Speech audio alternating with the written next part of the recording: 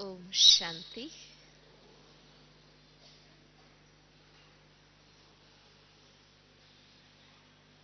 बहुत ऊंचे स्वमान के साथ शिवलीला बहन ने हम सबको स्थित कर दिया। होवनहार सतयुगी दुनिया के बादशाह राजाएं और संगम युगी बेफिकर बादशाह, विश्व का राजा बनना, मालिक बनना कितनी सरल विधि बाबा ने हमें बताई। न लड़ाई की बात, न चढ़ाई की बात, पढ़ाई से राजाई कभी सोचा भी नहीं था, पर ये सत्य है। परमात्मा के सत्य ज्ञान की वो शक्ति है जो इतनी ऊंची प्राप्ति कराती है।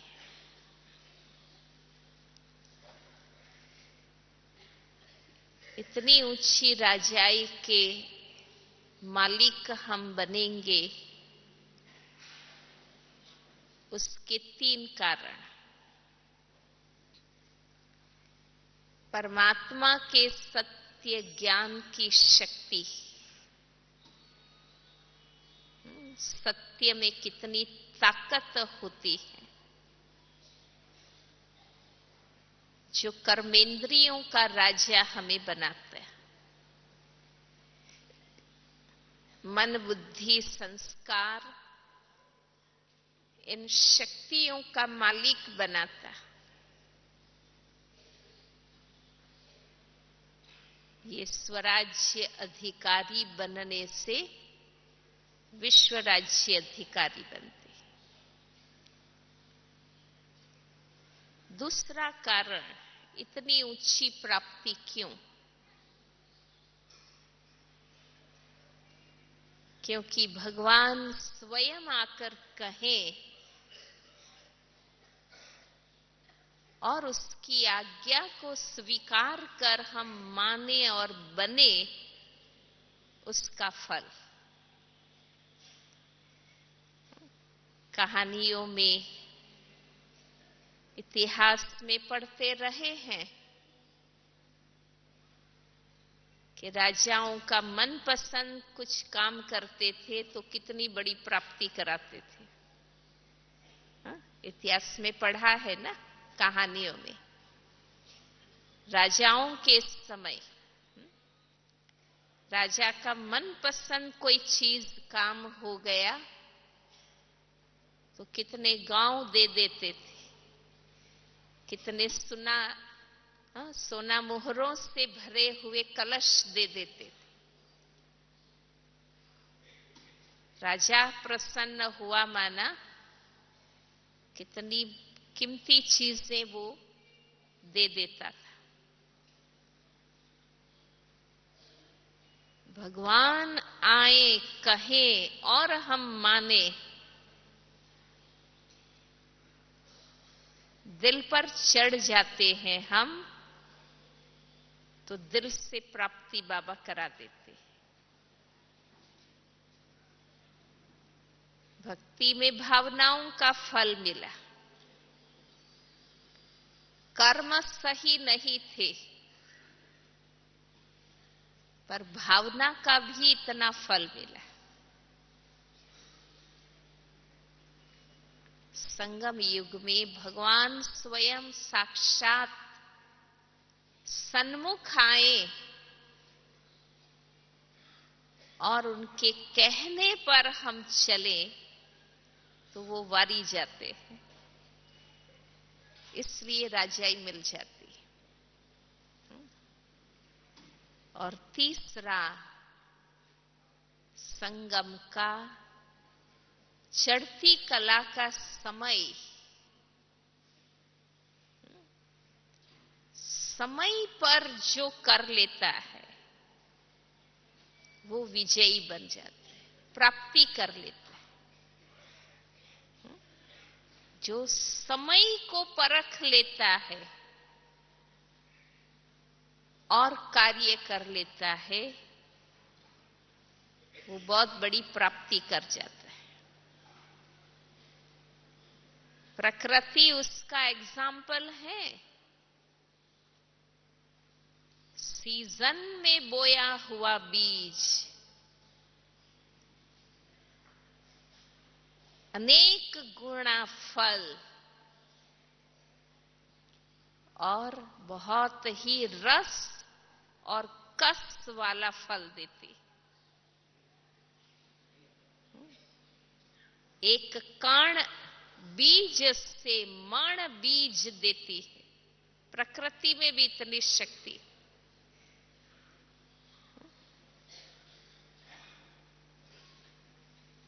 तो ये संगम का समय, चढ़ती कला का समय, श्रेष्ठ कर्म के बीज बोने का समय। जो इस समय को पहचान कर सीजन में मेहनत कर लेता है वो ऊंची प्राप्ति कर लेता है। इसलिए राजाई के मालिक बनेंगे। और ऐसी राजाई जिसका वर्णन कितना बाबा ने हमारे आगे किया है।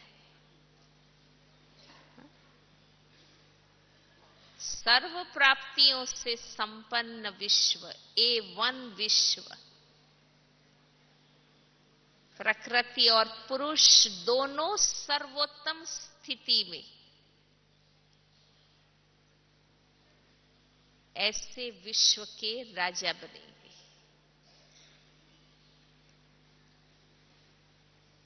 उसका अनुभव, उसकी स्थिति अभी बनानी है। सतयुग में कोई अप्राप्ति नहीं, कोई इच्छा नहीं, संतुष्ट, तृप्त, भरपूर सत्ता, सौंदर्य, संपत्ति, स्वास्थ्य, सुसंस्कार, सब कुछ प्राप्त। ऐसी जीवन मुक्त स्थिति का अनुभव संगम युग में हमें करना है।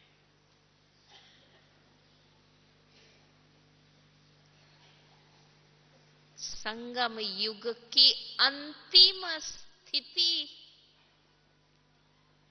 हमारी सतयुग की पहली स्थिति बनेगी। संगम युग में अचीव प्राप्ति कर करके लास्ट जो स्टेज हमारी बनेगी, उसी स्टेज से सतयुगी रोल हम शुरू करेंगे।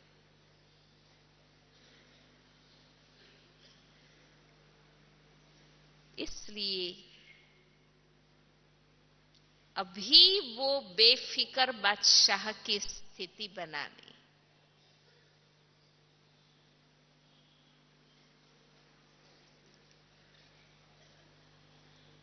सतयुग में अपार संपत्ति के बीच, शरीर और आत्मा के अपार सौंदर्य के बीच हम निर्विकारी होंगे। मर्यादा पुरुषोत्तम होंगे।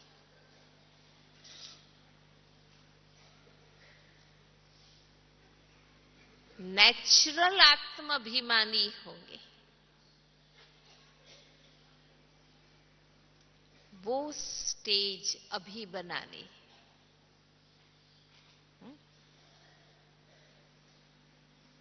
संगम के अंत में, माना कलयुग के अंत में,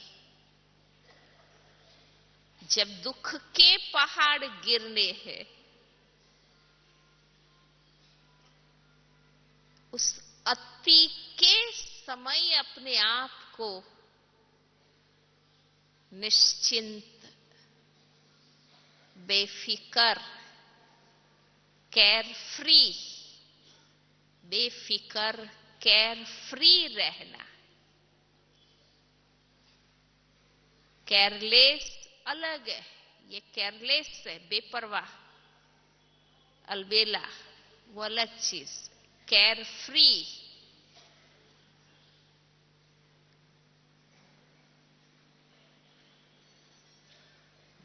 अभी जो बनेगा वो उस विश्व में, उस स्थिति में प्रारब्ध भोगेगा।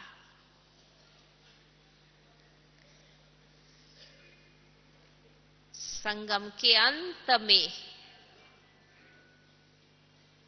कहने का भावार्थ समझ गए ना? कलयुग के अंत में हर बात अति की होगी।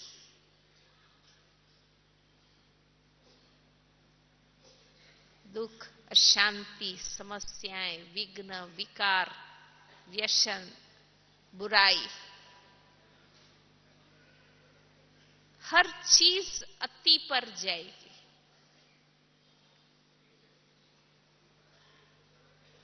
उसके बीच रहते हुए बाबा ने इस सीजन में हमें बेफिकर बादशाह बनने के लिए फिर कहा, संतुष्ट रहने के लिए फिर कहा। ये सिग्नल है अब आने वाली परिस्थितियां कैसी होगी, उसका सिग्नल है ये। इसलिए पहले से तैयारी बाबा करा रहे।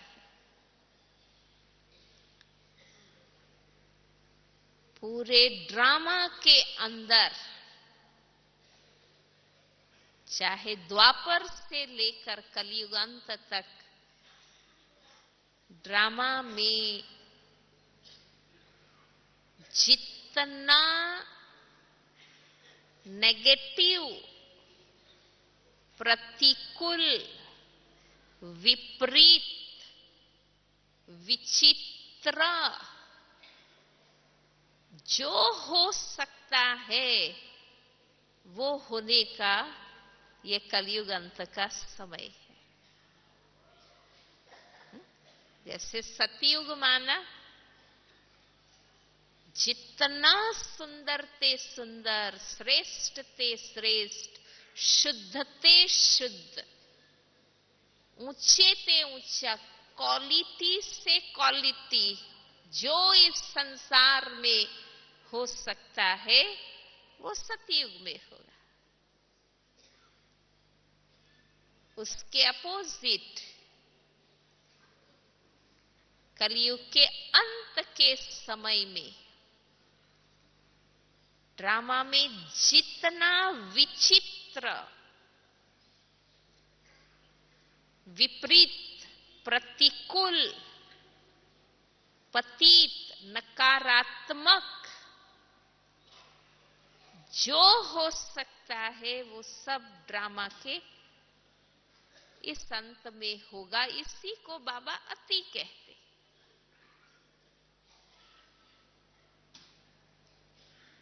उसके बीच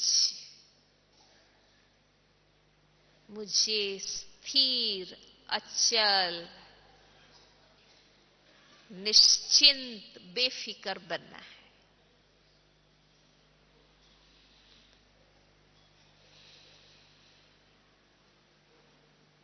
बाबा ने अपना बनाकर जब से हम सभी ने मर्जी व जन्म लिया, नया योगी जीवन प्राप्त किया,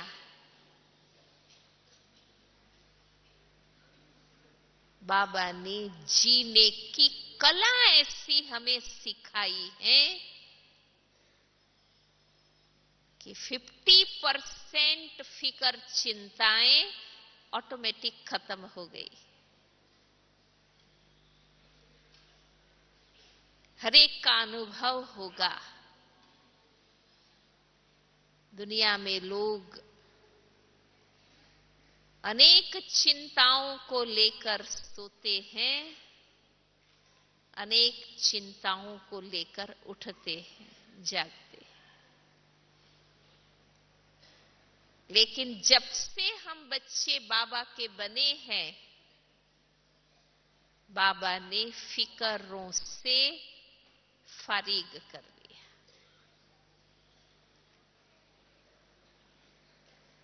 क्योंकि जीवन की हर बात बाबा ने हमें समझा दी। सृष्टि के आदि मध्य अंत के राज बाबा ने बता दी। आलोक परलोक के राज बाबा ने बता दी। ज्ञान ही ऐसा दिया है, समझ ही ऐसी दी है, दिव्य बुद्धि की गिफ्ट ही ऐसी दी है कि हमारी बुद्धि सामने आई हुई बातों को, परिस्थितियों को, व्यक्तियों को सही रूप से समझ सकती। जीवन की आधी समस्याएं न समझने के कारण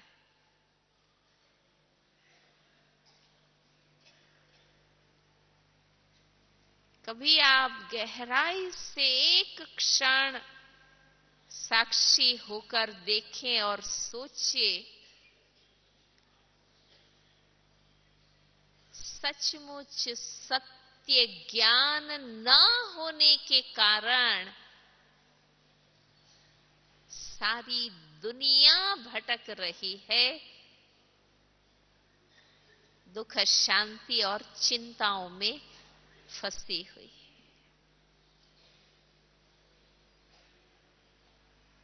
जितना ज्ञान स्वरूप बनकर हम चलते हैं, परिस्थिति सामने आते ही उसको पार करने की समझ आ जाती है। बात आई नहीं और बात को पार करने की युक्ति, समझ आ जाती। कितने भाई बहनें कहते हैं, रोज की रोज समस्याओं का जवाब पार करने का मुरली से ही मिल जाता है।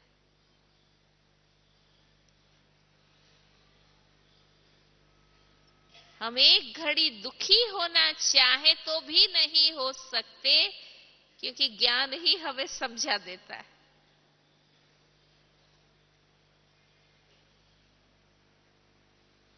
इसलिए सबसे पहला सद्ज्ञान पर आधारित श्रेष्ठ जीवन जीने की विधि, कला, रीति, पद्धति ऐसी बाबा ने सिखाई है कि हमारा मन ही समाधान स्वरूप रहता है, समस्या उत्पन्न करने वाला नहीं रहता।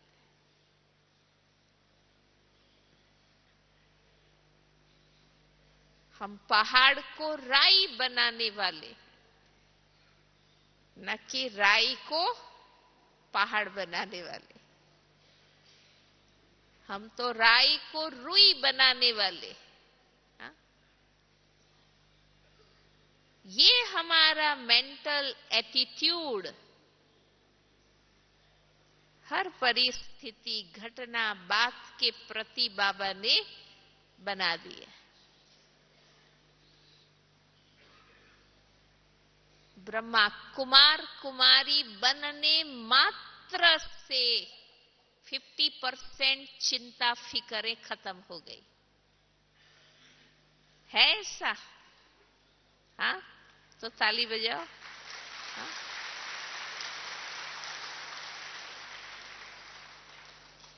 ये सत्य में कह रही।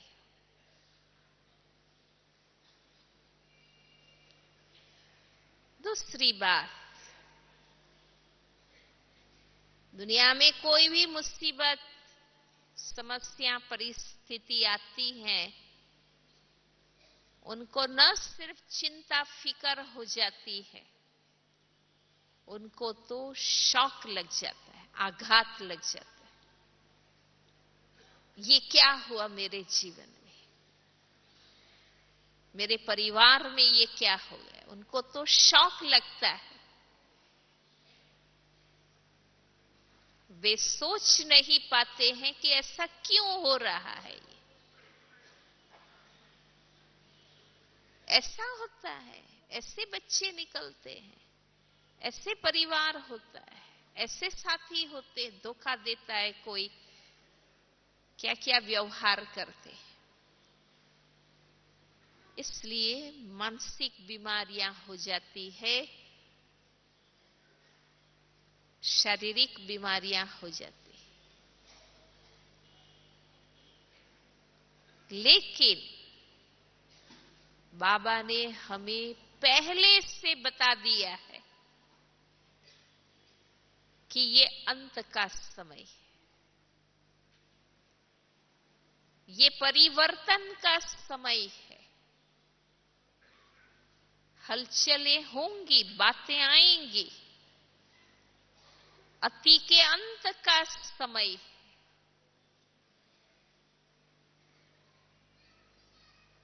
इसलिए जब पहले से पता है तो कोई भी समस्या आने पर, फिर वो प्राकृतिक आपदाएं हैं या मनुष्यों के स्वभाव, संस्कार, कर्मों से उत्पन्न होने वाली समस्याएं हैं, पर हमें पता है, बाबा ने बता दिया है, ये अंत का समय, परिवर्तन का समय, ये सब होना है। तो हमें वो शॉक नहीं आ सकता है। कुछ भी होता है तो बाबा के बच्चे क्या कहते हैं? बाबा ने हमें पहले से कहा है कि ये सब होना है। जब जानते नहीं हैं और होता है तो शॉक लगता है, पर जानते हैं ये सब होना है और होता है तो इतना उसका असर नहीं आता है। हम उन समस्याओं के प्रभाव से न्यारे, निर्लेप रह सकते। फिर वो हिसाब किताब मेरे संबंध में भी क्यों ना हो, माना मेरे खुद के आगे भी क्यों ना आए,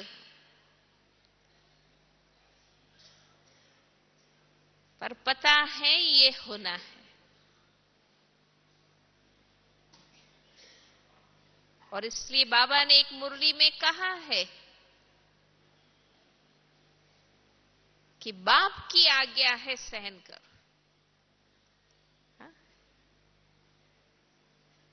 इतना सहन करने का सोच के इंसान भारी हो जाता है, दुखी हो जाता है।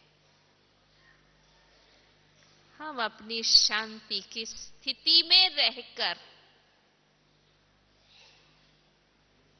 अंदर से बाबा को याद कर हिम्मत, धीरज, योग बल से इन बातों को पार करते।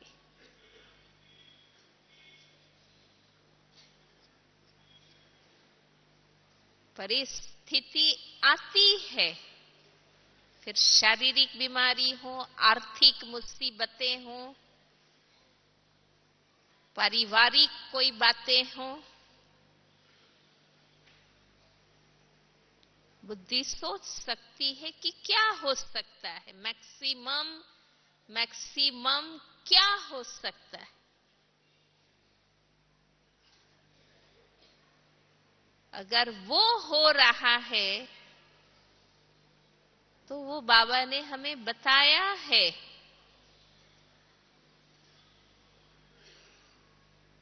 तीसरी बात,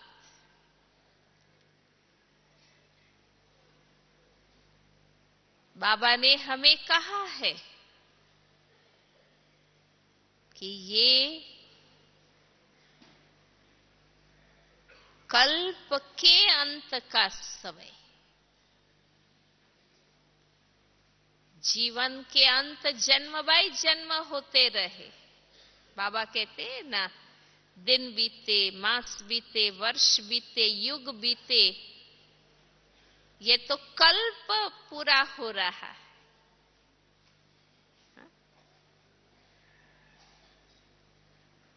जैसे हर संस्थाओं में, बैंक में, कंपनीज में ईयर एंडिंग आता है ना, अकाउंट्स क्लियर करते, ये कल्प एंडिंग है।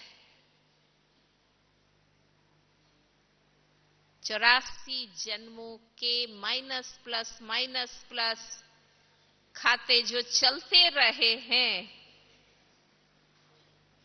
उसका फाइनल हिसाब क्लियर करना है। रहा सहा बचा खुचा किसी भी जन्म का, किसी भी आत्मा के साथ का, कोई भी साधन, प्रकृति, पशु पंछी के साथ का हिसाब अभी क्लियर होना है।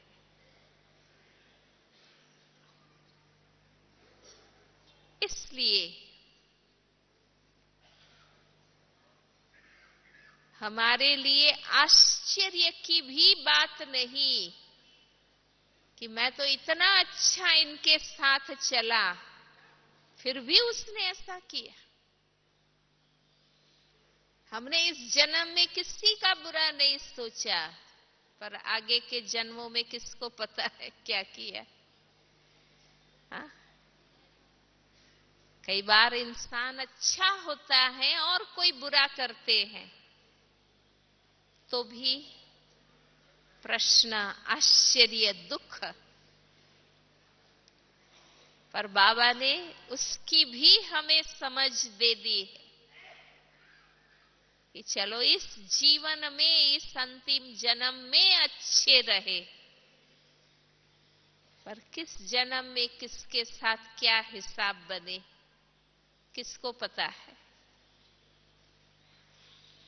इसलिए कोई बात नहीं, कोई और जन्म का हिसाब रहा होगा, सामने आया है, उससे भी क्लियर करना है। जानते हैं ना कि जब कोई कंपनी, कोई बिजनेस वाला जब देवाला मारता है, तो इधर उधर के छोटे मोटे आगे पीछे के सब लेनदार निकल के आते हैं, भाई मेरा भी बाकी है, मेरा भी चुका दो, मेरा भी बाकी है, मेरा भी चुका दो। तो ये 63 जन्मों का उधार द्वापर युग से पता नहीं किस किस के साथ, वो सारे इस अंत के समय में सामने आ सकते हैं। तो हिम्मत, धीरज और योग बाबा को साथ रखकर, ठीक है ये भी चुका देंगे, ये भी चुका देंगे। हाँ? और चुकाना कैसे है? सहन करके, भोगना भोग के और याद से।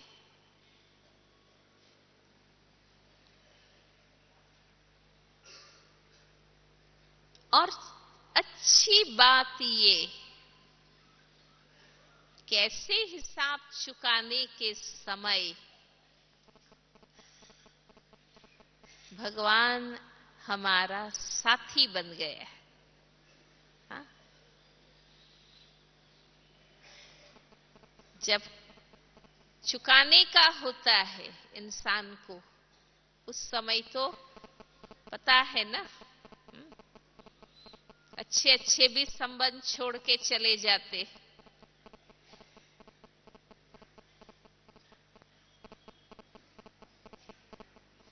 भाई कोई अच्छा करे, कल मैंने एक वाक्य पढ़ा है कि कोई आपका अच्छा, कोई व्यक्ति अच्छा करे तो आप कहते हैं कि वो मेरा फ्रेंड है। पर जब कोई मुश्किल में हो तब कहें कि मैं उनका मित्र, वो बहुत कम लोग मिलते। हा? बाबा वो साथी है, हिसाब चुकाने के समय कोई किसका साथी नहीं बनता, उस समय बाबा हमारा साथी बना। हाँ?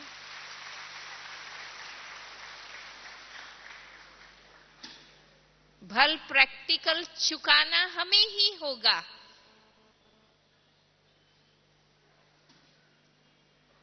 आज एक व्यक्ति बीमार है, पैसे वाले घर का है, अच्छी हॉस्पिटल, अच्छा डॉक्टर, अच्छे डिलक्स रूम में, अच्छी सुविधाओं में ट्रीटमेंट मिलेगी, पर दर्द तो खुद को ही भोगना होता है ना, उसका भागीदार कोई नहीं बन सकता।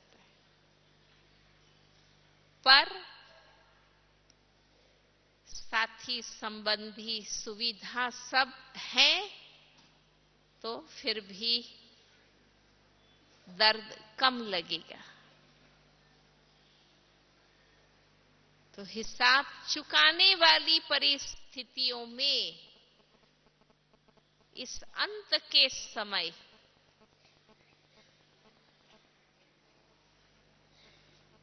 सुख देने वाला, दयालु, कृपालु, कल्याणकारी, रहम दिल, प्यार का सागर बाबा मेरे साथ है।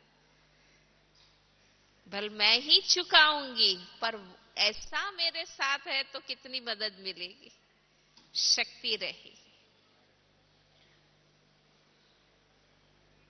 तो हम अपने को कितने भी हिसाब किताब, तकलीफ, विघ्न, मुसीबतों के बीच सहज, निश्चिंत रख सकेंगे।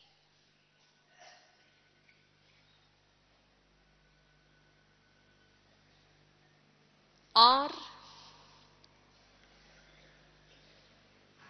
व्यक्ति का भूतकाल, हिसाब किताब जो बने वो पास्ट में वो ही सामने आते, चाहे इस जन्म में भी भूलें की है, पर होने के बाद सजा सामने आती है ना। इसलिए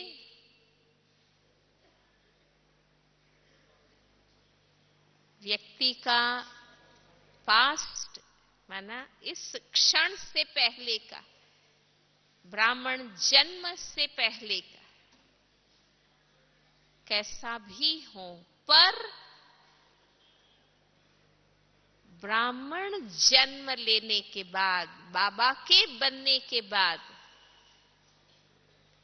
अगर हम जीवन को सुधार देते हैं, संस्कारों को बदलते हैं, आदतों को बदलते हैं, वर्तमान में अपने मन वचन कर्म और तन मन धन समय श्रीमत पर सफल करते हैं, सत्य बनाते हैं, तो ये सत्कर्मों की शक्ति पापों के हिसाबों को चुकाने में फिर भी बल देती, मदद करती। बात को समझ गए ना कि वर्तमान सत्कर्मों की शक्ति पाप कर्मों के उधार हिसाब को चुकाने में मदद करती है, क्योंकि जमा हो रहा है ना, तो वो जो विकर्मों से उधार का खाता है उसको चुकाने में मदद रहे। जो विकर्म हुए, पाप हुए, हम जानते हैं वो माफ नहीं हो सकते। हुआ माना नूंद हो गई, हिसाब बन गया। भल हम माफी भी मांग ले, पर हिसाब तो चुकाना पड़े। माफी मांगने से बोझ कम लगेगा, पर हिसाब तो चुकाना ही होता है। पर सुधर जाते हैं, परिवर्तन कर लेते हैं, श्रीमत पर चलने लगते हैं, सत्कर्म श्रीमत पर चलना, भगवान के कार्य में मददगार बन जाना, वो जमा आत्मा को हिसाब चुकाने में मदद करता है। इससे भी हमें फिक्र चिंता कम लगेगी। जब कर्म ठीक नहीं है तो बात आने पर क्यों लोग कई इतिहास में किस्से आसपास देखते सुनते हैं कि उनके जीवन का अंत क्यों ऐसा होता है, क्योंकि वो पाप का हिसाब झेल नहीं पाते। बाबा ने हमारे वर्तमान जीवन को श्रेष्ठ बना दिया। रोज बाबा हमें गाइड करते हैं और हमारी भी ये दृढ़ता है, कुछ भी परिस्थिति आ जाए, ऊपर नीचाई आ जाए,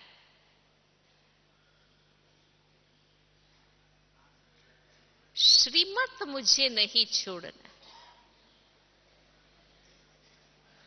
ये नहीं मुसीबत आई और श्रीमत से चली तो हो जाए, अज्ञानी जैसा व्यवहार कर्म करने लगे, नहीं। यही तो क्षण है जिस समय मुझे दृढ़ता रखनी थी, जिस दृढ़ता के आधार से ही सब कुछ गंवाया हुआ वापस मिलने वाला था, अगर वो क्षण हम श्रीमत छोड़ देते हैं तो वो रिटर्न कैसे आएगा?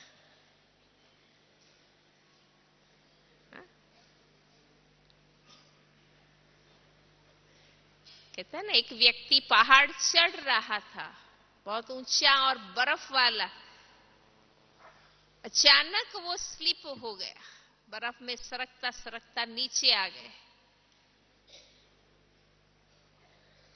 कोई बचाने वाला दिख नहीं रहा था। उसने ईश्वर को कहा, बस कोई पतली सी डाली हाथ में आ गई, कहीं मतलब अटका।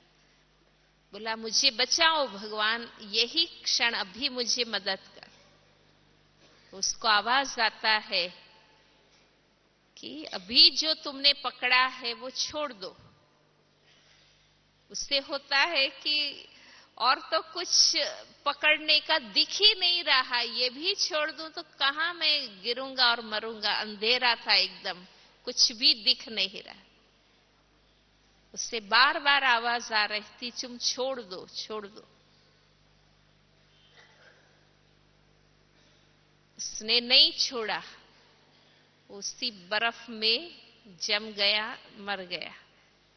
और देखा गया कि अगर वो छोड़ देता तो 15 फीट पर ही धरती थी, वो बच सकता था। पर उस आकाशवाणी पर विश्वास नहीं हो। तो नॉर्मल स्थिति में तो हर कोई श्रीमत पर चलता है। जब सब कुछ अनुकूल है, फेवर में है, तब तो हम सब श्रीमत पर चलते हैं ना। पर श्रीमत की धारणा की जिस क्षण परीक्षा होती है, उस क्षण भी हमारा ये फैसला रहे कि कुछ भी हो,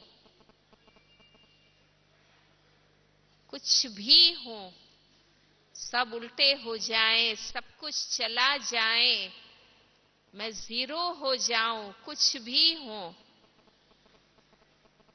मुझे श्रीमत और मर्यादा नहीं छोड़नी। बस वो दृढ़ता ही तो सब कुछ गंवा के सब कुछ वापस पाने का कारण बनता है।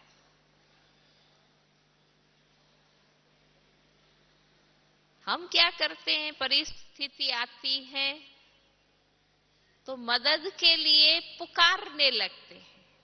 चलो भगत की तरह नहीं पुकारेंगे, मन ही मन कहते हैं बाबा को। मदद के लिए पुकारना नहीं है, पर परिस्थिति के लिए श्रीमत क्या है बाबा की, वो आचरण में लानी है। मदद अपने आप मिलती है।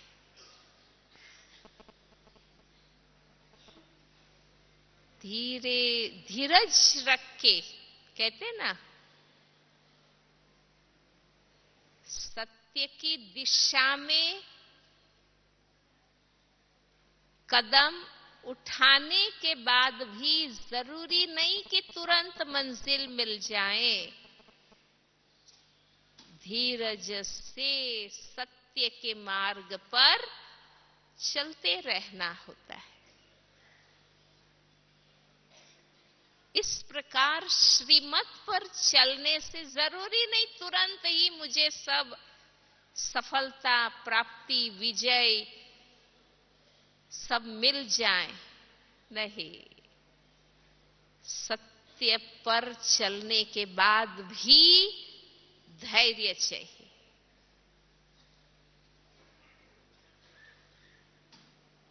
तब दिखता है बाद में कि कैसे पूरा ड्रामा कन्वर्ट होके प्राप्ति हो गई। ये महसूस हम कर सकते।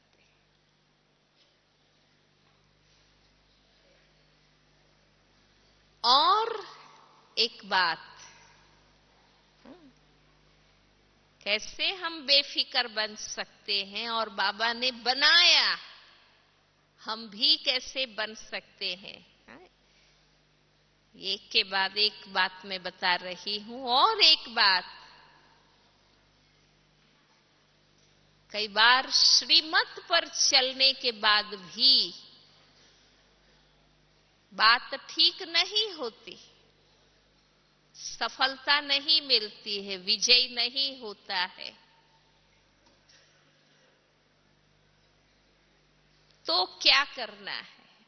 और तो कुछ मुझे करना ही नहीं है ना। श्रीमत के अलावा तो और कुछ मुझे करना ही नहीं है ना। जो कुछ करना है ज्ञान के मुताबिक ही मुझे करना है। ये मेरी समर्पणमयता है। तब दो बातें, बाबा पर छोड़ दो, ड्रामा पर छोड़ दो।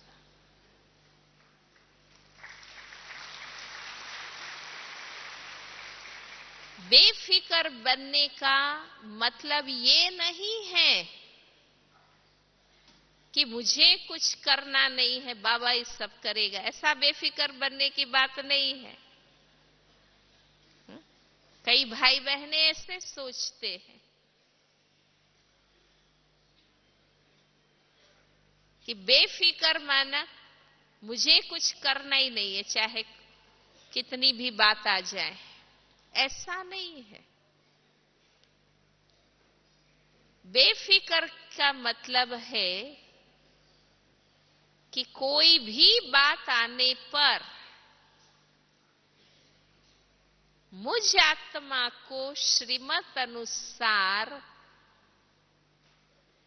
जो प्रयास ठीक करने का हो सकता है वो मुझे करना है। माना मेरे तरफ से उस समस्या को, उस मुसीबत को समाधान खत्म करने के लिए मुझे अपनी तरफ से जो रोल प्ले करना है वो मुझे करना है। चाहे स्पष्टता करनी है, बड़ों को बताना है, समझाना है, माना जो भी मेरे तरफ से प्रयास करने हैं वो मुझे करने हैं। पर इन सब प्रयासों के बाद भी जब नहीं हो तो ओके, बाबा बैठे हैं, ड्रामा कल्याणकारी। बाबा और ड्रामा पर छोड़ना है। दुनिया में भी लोग कहते हैं, मानते हैं कि time and god are two great healers. बाबा ठीक करेगा, ड्रामा ठीक करेगा, समय आने पर सब ठीक हो जाएगा। इसलिए धीरज, संयम, श्रद्धा, निश्चय, हिम्मत, ये गुण मुझे उस समय अपने में धारण करने, माना अप्लाई करने। धारण तो है जीवन में, पर उस समय मुझे अप्लाई करने।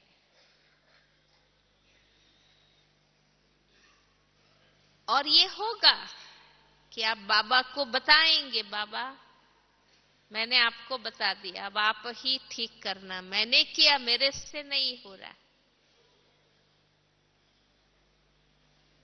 वो बताकर फिर निश्चिंत होंगे, फिर वो बात मन में आएगी।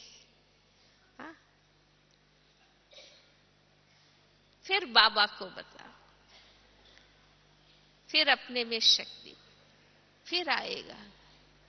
कब होगा, कैसे होगा, फिर बाबा को याद कर। ऐसे करते करते अगर मेरा ये व्रत कि बाबा को ही मुझे बताना है और बाबा ही मेरा ठीक करेगा, मुझे कोई और के प्रति बुद्धि से घूमना नहीं है, भटकना नहीं। सचमुच धीरे धीरे वो स्थिति आएंगी जो आप निश्चिंत, निरसंकल्प बन सकेंगे।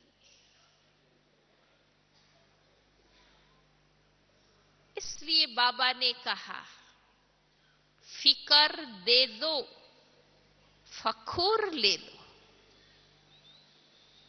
चिंता की बातें बाबा को बता दो, बाबा के बताए हुए ज्ञान अनुसार हल करने का पुरुषार्थ करो। ड्रामा पर छोड़ दो उसके बाद भी। और उस फखूर में, कौन सा फखूर? नशा, स्वमान, मस्ती, जो कुछ कहो, रूहानी मस्ती, कि जिसके लिए सारी दुनिया गाती है, बिगड़ी को बनाने वाला वो मेरा बाबा है, वो मेरी भी बिगड़ी को जरूर बनाएगा। हा?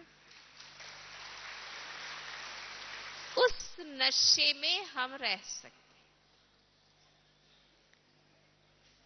पर ये सब कुछ वो कर सकेगा जो प्रैक्टिकल, लौकिक, अलौकिक जीवन में सदा ट्रस्टी बनकर रहा है, बाबा के प्रति समर्पित भाव से जिया है, जिसको कहते हैं जिसने सही अर्थ में मेरे को तेरा किया है। तो आत्मा में शक्ति रहेगी। उस समय जब फिकर वाली बातें आए, फिर भी आप निश्चिंत रह सके, क्योंकि मैंने प्रैक्टिकल, लौकिक, अलौकिक जीवन में मेरा सब कुछ, मेरा जय,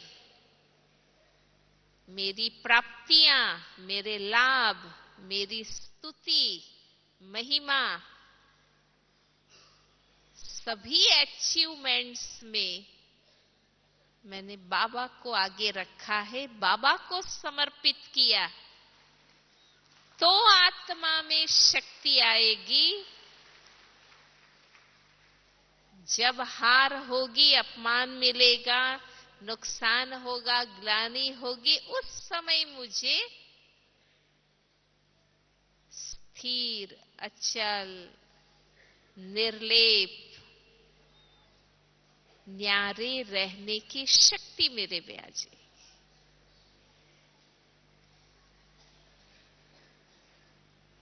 इसलिए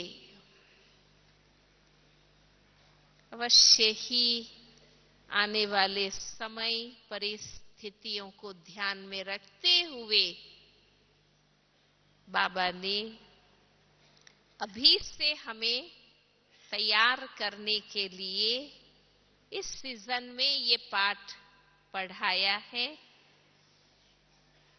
अब तक जो समय चला वो तो पढ़ाई का समय चला, परीक्षा का समय तो अब है। हा? हम तो छोटी छोटी बात में बोलते रहते, बहुत बड़ी मेरी परीक्षा हुई। वो परीक्षा नहीं, वो तो प्रैक्टिकल पढ़ने का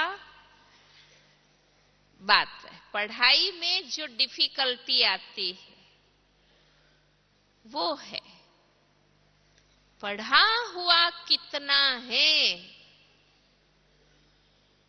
पढ़ाई हमने कैसी की, वो रिजल्ट दिखाने की परीक्षाएं तो अब आ रही है। परीक्षा तो क्या हमने पढ़ा, कैसा पढ़ा, उसकी होती है ना। तो भगवान ने जो हमें पढ़ाया पूरे संगम भर में, हमारी दादियों ने हमें जो पढ़ाया, बाबा के तरफ से निमित्त बनकर प्यार पालना के साथ जो हमारे बड़ों ने हमें पढ़ाया, वो मैंने कितना पढ़ा, बस वो रिजल्ट बताने के समय परिस्थितियां अब हैं। पर हम इतनी तैयारी जिसको कराई गई हो, ऐसा स्टूडेंट एग्जाम के समय निश्चिंत होना चाहिए ना। भाई जिसने सारा वर्ष पढ़ाई में ध्यान ही ना दिया हो, वो स्टूडेंट एग्जाम के टाइम घबरा जाएगा ना। पर हम तो वो भाग्यशाली स्टूडेंट है जिनको स्वयं टीचर ने, भगवान ने, दादियों ने, बड़ों ने, हमारी निमित्त बहनों ने हमें इतनी तैयारियां कराई हैं, और जिसने अच्छी तरह वो पढ़ाई की तैयारी की है, वो तो निश्चिंत निसंकल्प रहेंगे ना, बेफिक्र बादशाही तो रहेंगे। इसी को जीवन मुक्त स्थिति बाबा कहते। तो हम बन सकते हैं, उस स्थिति का अनुभव कर सकते हैं। इसलिए बाबा ने कहा ना, चेक कर लो सूक्ष्म में। पहली बार अव्यक्त मुरली में ये शब्द था, सब कॉन्शियस में भी फिकर न हो, ये बाबा ने बोला है, अव्यक्त बाबा ने। तो कहने का भावार्थ सिर्फ मोटे रूप से मन मनाने की बातें नहीं कि हाँ मैं निश्चिंत हूं, बेफिक्र हूं, ऐसे सिर्फ बात नहीं है ये। सच में वो स्थिति चाहिए कि मुझे सूक्ष्म में भी, नींद में, स्वप्न में भी कोई चिंता की बात न हो, ताकि जागते या सोते शरीर छूटे तो भी मेरी अंतिम गति श्रेष्ठ ही हो, उसकी पूर्व तैयारी बाबा करा रहे। ओम शांति।